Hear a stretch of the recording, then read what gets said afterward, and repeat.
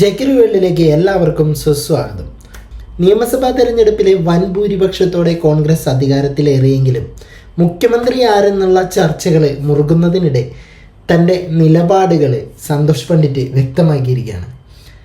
അദ്ദേഹത്തിൻ്റെ ആ നിലപാട് എന്താണെന്ന് നമുക്ക് നോക്കാം. AICC ജനറൽ സെക്രട്ടറി KC വേണുഗോപാലാണ് മുഖ്യമന്ത്രി സ്ഥാനത്തിന് ഏറ്റവും യോഗ്യനാണെന്ന് പണ്ഡിറ്റ് ഫേസ്ബുക്കിലൂടെ കുറിക്കുകയുണ്ടായി. അതായത് MLA-മാരുടെ പിന്തുണയും ഭരണ പരിചയവും KCക്ക് അനുകൂലമാവുമെന്നാണ് അദ്ദേഹം ചൂണ്ടിക്കാണിക്കുന്നത്. ഹൈക്കമാൻഡിൻ്റെ പക്കലുള്ള രഹസ്യരേഖ പ്രകാരം തിരഞ്ഞെടുക്കപ്പെട്ട 46 MLA-മാർ KC വേണുഗോപാലിനെയാണ് പിന്തുണയ്ക്കുന്നതെന്ന് സന്തോഷ് പണ്ഡിറ്റ് അവകാശപ്പെടുന്നുണ്ട്. രമേശ് ചെന്നിത്തലയെ 8 പേരും VD സതീശനെ 6 പേരും മാത്രമാണ് പിന്തുണയ്ക്കുന്നത്. കോൺഗ്രസ് ഒരു ഏകാധിപത്യ പാർട്ടി അല്ലാത്തതിനാലാണ് ജനാധിപത്യപരമായിട്ടുള്ള ഈ നടപടികൾ നീളുന്നത്.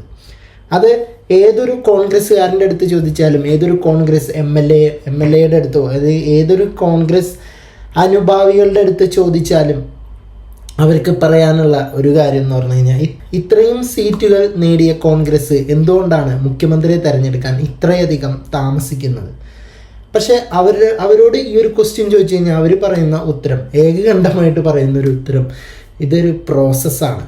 അതായത് ഇതൊരു പ്രോസസ്സാണ്. അത് ഇവിടെ എല്ലാ MLA-മാരുടെ അടുത്തും കൂടി ആലോചിച്ച് അതിനുശേഷം ഹൈക്കമാൻഡിലേക്ക് ഈ സംഭവം പോയി അവിടെ വിശദമായിട്ടൊരു മീറ്റിംഗ് കൂടിയതിന് ശേഷം മാത്രമാണ് ഇത് ഡിക്ലെയർ ചെയ്യുള്ളൂ.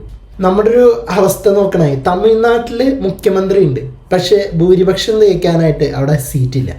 കേരളത്തിൽ ഇഷ്ടം പോലെ സീറ്റുണ്ട്, പക്ഷേ മുഖ്യമന്ത്രി ഇല്ല. അതായത് ഇപ്പോൾ ഹൈക്കമാൻഡിൻ്റെ കയ്യിലുള്ള രഹസ്യരേഖ ഇപ്പോൾ പുറത്തു വന്നിട്ടുണ്ട്. അത് ഒറിജിനൽ ആണെങ്കിൽ ഉറപ്പിച്ചോ മക്കളെ, KC വേണുഗോപാലാണ് നമ്മുടെ മുഖ്യമന്ത്രി ആയിട്ട് വരാൻ പോകുന്നത്. ആഭ്യന്തരം മിക്കവാറും രമേശ് ചെന്നിത്തല തന്നെയായിരിക്കും. ധനകാര്യമായിരിക്കും നമ്മുടെ VD സതീശൻ കൈകാര്യം ചെയ്യാൻ പോകുന്നത്. ഉപമുഖ്യമന്ത്രിയായിട്ട് ആര് എന്നുള്ള വാക്കുകളിലേക്ക് ഉപമുഖ്യമന്ത്രിയെ തിരഞ്ഞെടുക്കുന്നത് ദുഷ്കരമാണ്.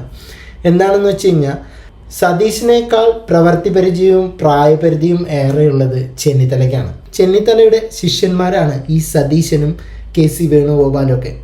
അപ്പോൾ ചെന്നിത്തല ഇരിക്കെ വേറൊരാൾക്ക് ഉപമുഖ്യമന്ത്രി സ്ഥാനം കൊടുക്കുമ്പോൾ അത് പാർട്ടിയിൽ 2 ഗ്രൂപ്പായി മാറാൻ സാധ്യതയുണ്ട്.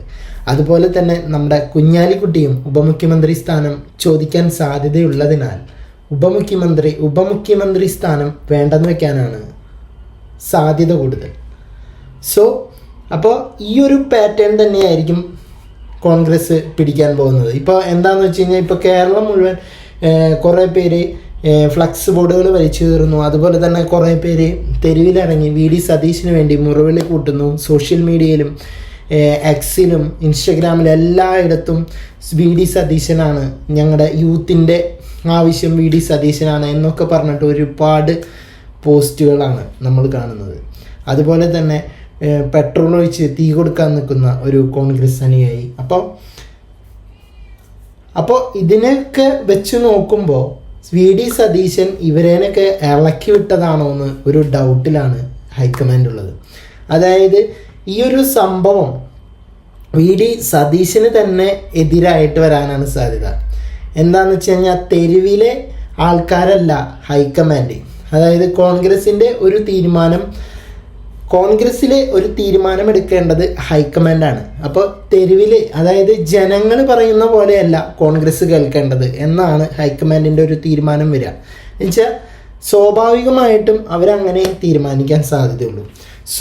അതുകൊണ്ട് തന്നെ നമുക്ക് ഉറപ്പിക്കാം, VD സതീശിന് അനുകൂലികളായിട്ട് നമ്മൾ കേരളത്തിലെ ജനങ്ങൾ ഒന്നടങ്കം തെരുവിലിറങ്ങിയാലും ഹൈക്കമാൻഡ് കോൺഗ്രസ്സുകാരുടെ അതേ ഒരു പ്രോസസ്സിങ്ങിലൂടെ മാത്രം തന്നെ കാര്യങ്ങൾ മുന്നോട്ട് വയ്ക്കുള്ളൂ.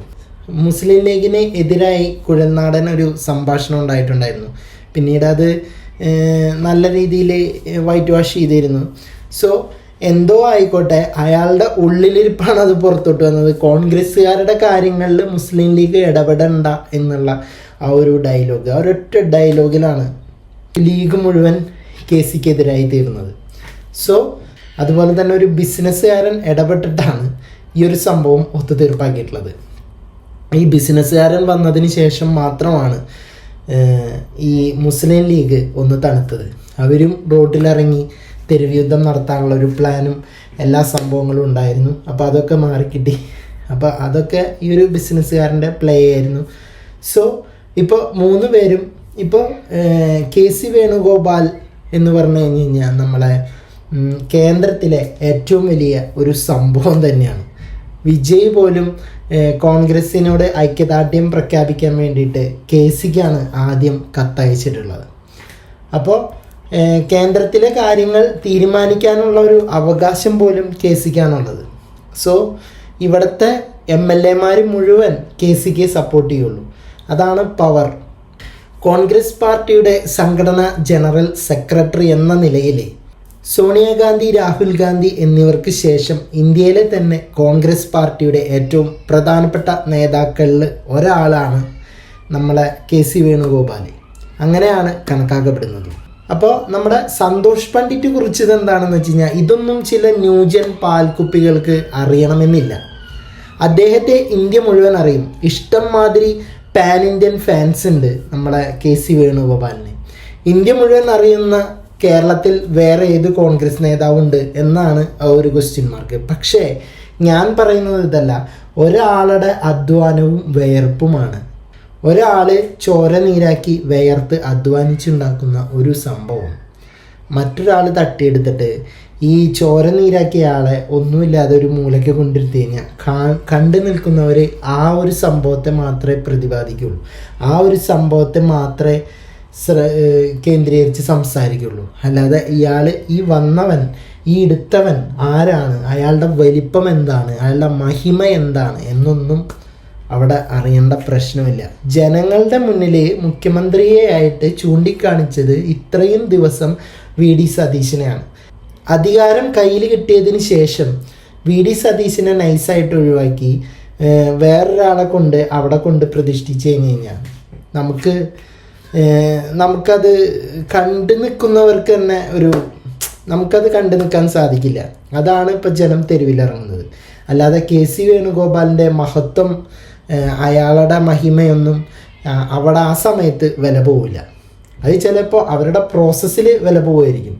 കോൺഗ്രസ് ഡൽഹിയിൽ ഹൈക്കമാൻഡിൽ ഈ ഒരു സംഭവം വില പോകും. പക്ഷേ കേരളത്തിലെ ജനങ്ങളിൽ അത് പോവില്ല. പണ്ട് VS അച്യുതാനന്ദനെ മുന്നിൽ നിർത്തിക്കൊണ്ട് LDF ഭരണം പിടിച്ചതിന് ശേഷം അവിടെ പിണറായിയാണ് കൊണ്ടുവരുന്നത്. സോ ഏതാണ്ട് ഇതും അതുപോലൊക്കെ തന്നെയാണ്. ഓക്കെ, എന്താണെങ്കിലും കോൺഗ്രസിനുള്ളിലെ മുഖ്യമന്ത്രി സ്ഥാനത്തെ ചൊല്ലിയുള്ള തർക്കം തെരുവിലേക്ക് പടരുന്നത് തടയാനായിട്ട് KPCC ഒരു സർക്കുലർ ഇറക്കിയിട്ടുണ്ടായിരുന്നു. പക്ഷേ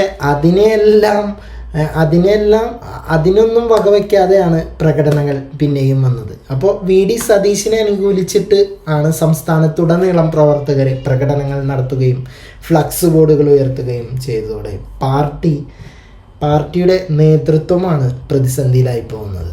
അപ്പോൾ KPCCയുടെ കർശന വിലക്ക് നിലനിൽക്കെയാണ് തിരുവനന്തപുരം, തൃശ്ശൂർ, മലപ്പുറം, കോഴിക്കോട് തുടങ്ങിയ വിവിധ കേന്ദ്രങ്ങളിലെ സതീശൻ അനുകൂലികൾ തെരുവിലിറങ്ങിയത്. അവരുടെ മുദ്രാവാക്യം എന്ന് പറഞ്ഞു കഴിഞ്ഞാൽ പട നയിച്ചവൻ തന്നെ നാട് ഭരിക്കട്ടെ എന്നുള്ളതാണ്. അപ്പോൾ ജനമനസ്സറിഞ്ഞ നായകൻ തന്നെ നയിക്കട്ടെ തുടങ്ങിയ മുദ്രാവാക്യങ്ങളുമായിട്ടാണ് പ്രവർത്തകർ രംഗത്തെത്തിയത്. ഹൈക്കമാൻഡ് പ്രതിനിധി മല്ലികാർജുൻ ഖാർഗെയുടെ വസതിക്ക് മുന്നിൽ KC വേണുഗോപാലിനെതിരെയും പ്രതിഷേധ സൂചകമായിട്ടുള്ള ഫ്ലക്സ് ബോർഡുകൾ പ്രത്യക്ഷപ്പെട്ടിട്ടുണ്ട്. പാർട്ടിക്കുള്ളിലെ മുഖ്യമന്ത്രി ചർച്ചകൾ പരസ്യ പ്രകടനങ്ങളിലേക്ക് മാറിയതോടെ VD സതീശൻ തന്നെ നേരിട്ട് രംഗത്തെത്തുകയും പാർട്ടിക്കും മുന്നണിക്കും അവമതിപ്പുണ്ടാക്കുന്ന രീതിയിലുള്ള പ്രകടനങ്ങളും ഫ്ലക്സ്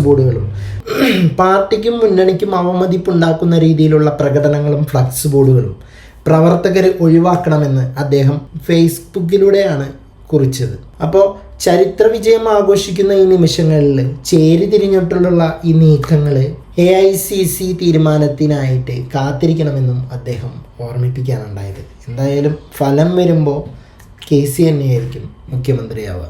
അപ്പം നമ്മളെ സണ്ണി ജോസഫ് ഒരു മുന്നറിയിപ്പുമായിട്ട് എത്തിയിട്ടുണ്ടായിരുന്നു. അപ്പോൾ ഇത്രയും സംഭവങ്ങൾക്കൊക്കെ പിന്നാലെ ആർക്കെങ്കിലും വേണ്ടി പരസ്യമായിട്ടുള്ള പ്രകടനങ്ങളോ പ്രസ്താവനകളോ ഒക്കെ നടത്തുന്നവർക്കെതിരായിട്ട് കർശന നടപടി സ്വീകരിക്കുമെന്ന് KPCC നമ്മളെ പ്രസിഡന്റ് സണ്ണി ജോസഫ് മുന്നറിയിപ്പ് നൽകി. അപ്പോൾ നമ്മളെന്താണ് ചെയ്യേണ്ടതെന്ന് വെച്ചാൽ ഹൈക്കമാൻഡ് തീരുമാനം വരുന്നത് വരെ നമ്മൾ അച്ചടക്കം പാലിക്കണം. അതായത് അതാണ് ഔദ്യോഗിക നിർദ്ദേശം. ഇപ്പം ഇതിൽ സാറ ജോസഫിൻ്റെ ഒരു പോസ്റ്റും കൂടി വന്നിട്ടുണ്ടായിരുന്നു, അതും കൂടി നമുക്കൊന്ന് നോക്കാം. സാറ ജോസഫിനെ അറിയില്ല നമുക്ക്. ഇപ്പോൾ ആം ആദ്മി പാർട്ടിക്ക് വേണ്ടിയിട്ട് തൃശ്ശൂരിൽ മത്സരിച്ചിട്ടുണ്ടായിരുന്നു, കുറച്ച് വോട്ടൊക്കെ പിടിച്ചിരുന്നു അന്ന് ആം ആദ്മി പാർട്ടിക്ക് വേണ്ടിയിട്ട്. ഇപ്പോൾ ആള് ഒരു പോസ്റ്റ് ഇട്ടിട്ടുണ്ടായിരുന്നു. ആ കുറിപ്പ് എന്താണെന്ന് വെച്ച് കഴിഞ്ഞാൽ ഇതാണ് ആ കുറിപ്പ്. ഇന്ന് ഇന്ത്യൻ ദേശീയ രാഷ്ട്രീയത്തിലെ കോൺഗ്രസ് പാർട്ടി ഉണ്ടാക്കിയിരിക്കേണ്ടതിൻ്റെ ആവശ്യം കോൺഗ്രസ്സുകാരെക്കാൾ പൊതുജനങ്ങളാണ് തിരിച്ചറിഞ്ഞിട്ടുള്ളത്. ഉയർന്ന രാഷ്ട്രീയ വിവേകമുള്ള ജനത എന്ന നിലയിൽ കേരള വോട്ടർമാർ വൻ ഭൂരിപക്ഷത്തിൽ കോൺഗ്രസിനെ ജയിപ്പിച്ചത് ആ ദേശീയ പാർട്ടി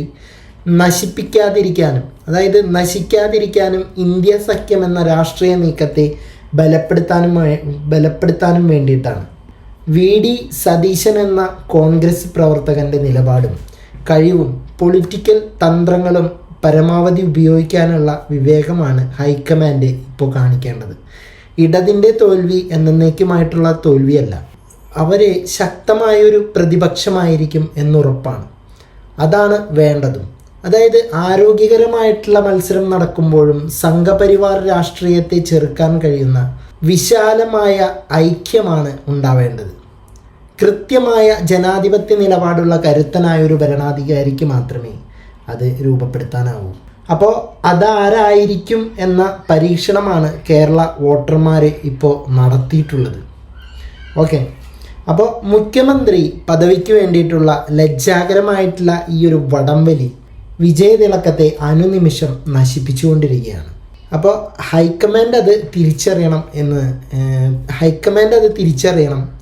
ജനമനസ്സറിയാനുള്ള കഴിവും വിവേകവും ദീർഘവീക്ഷണവും ഉണ്ടാവട്ടെ എന്ന് ആശംസിക്കുന്നു എന്നാണ് നമ്മുടെ സാറ ജോസഫ് കുറിച്ചത്. സോ അങ്ങനെ ഒരുപാട് പേര് VD സതീശന് സപ്പോർട്ടുമായിട്ട് രംഗത്തെത്തിയിട്ടുണ്ട്. സോഷ്യൽ മീഡിയയിലായാലും ഇപ്പോൾ യൂത്തിൻ്റെ ഇടയിലായാലും ഇപ്പോൾ ഒരു റീലെടുക്കുകയാണെങ്കിലും കൂടി VD സതീശന് ഐക്യദാർഢ്യം പ്രഖ്യാപിച്ചുകൊണ്ടുള്ള ഒരു പോസ്റ്റാണ്. അപ്പോൾ ഇതിൽ നിന്ന് നമ്മൾ ഇപ്പോൾ VD സതീശൻ ആൾക്കാരെ ഇറക്കി വിട്ടു എന്ന് പറയുന്നതിൽ തെറ്റാണ്. എന്താണെന്ന് വെച്ച് കഴിഞ്ഞാൽ LDF ഭരണത്തിൽ വന്ന 5 വർഷം പ്രതിപക്ഷത്തിരുന്നത് ചെന്നിത്തലയാണ്. അതിനുശേഷമാണ് നമ്മളെ ചെന്നിത്തലയെ കൊണ്ട് സാധിക്കാത്തത് കൊണ്ടാണല്ലോ VD സതീശനിൽ ഏൽപ്പിക്കുന്നത്. VD സതീശൻ ഈ കൃത്യമായിട്ടുള്ളൊരു പ്ലാനിങ്, അങ്ങനെയുടെ ഒരു കാൽക്കുലേഷൻ പോലും ആക്യുറേറ്റ് ആയിരുന്നു. അതായത് എന്തൊട്ടാ പറയുക, 100-ൽ പരം സീറ്റുകളിൽ കോൺഗ്രസ് ജയിക്കുമെന്ന് പറഞ്ഞു, 1 ഡസൻ മന്ത്രിമാർ തോൽക്കുന്നും പറഞ്ഞു. അപ്പം അതെല്ലാം കറക്റ്റായിരുന്നു. അപ്പം അത്രയും കൃത്യമായിട്ടുള്ള ഒരു കണക്കും കാൽക്കുലേഷനൊക്കെ ഉള്ള ഒരാൾ, അയാളെ മുന്നിൽ കണ്ടുകൊണ്ട് പ്രതിപക്ഷ നേതാവിൻ്റെ മുഖമാണ് നമ്മൾ മനസ്സിൽ കണ്ടുകൊണ്ട് വോട്ട് ചെയ്യാൻ പോകുന്നത്. സോ അപ്പോൾ VD സതീശൻ മുഖ്യമന്ത്രിയായി വരണമെന്നുള്ളത് ഈ കേരളത്തിൻ്റെ ഒന്നടങ്കം ജനതയുടെ ആഗ്രഹമാണ്. അപ്പോൾ അവർക്ക് വേണ്ടിയിട്ടാണ്. അപ്പോൾ ഈ KC വേണുഗോപാൽ എന്ന് പറഞ്ഞ ആൾ കേന്ദ്രത്തിൽ വലിയ പുള്ളിയായിരിക്കാം, പക്ഷേ നമ്മളെ കേരളീയ ജനതയെ സംബന്ധിച്ചിടത്തോളം ഇയാൾ പിക്ചറിലില്ലാത്തൊരു മനുഷ്യനാണ്. അപ്പോൾ ഒരാൾ അധ്വാനിച്ച് ഉണ്ടാക്കിയ ഒരു അപ്പക്കഷ്ണം പറ്റാൻ വേണ്ടിയിട്ട് പുറത്തുനിന്ന് ഒരാൾ വരുമ്പോൾ അപ്പോൾ അത് ജയിപ്പിച്ച് വിട്ട വോട്ടർമാർ അത് കണ്ടു നിൽക്കാൻ സാധ്യത വളരെ കുറവാണ്. സോ നിങ്ങളുടെ വിലയേറിയ അഭിപ്രായങ്ങൾ താഴെ കമൻറ്റ് ബോക്സിൽ രേഖപ്പെടുത്തുക. പോയി വരാം അടുത്തൊരു വീഡിയോ.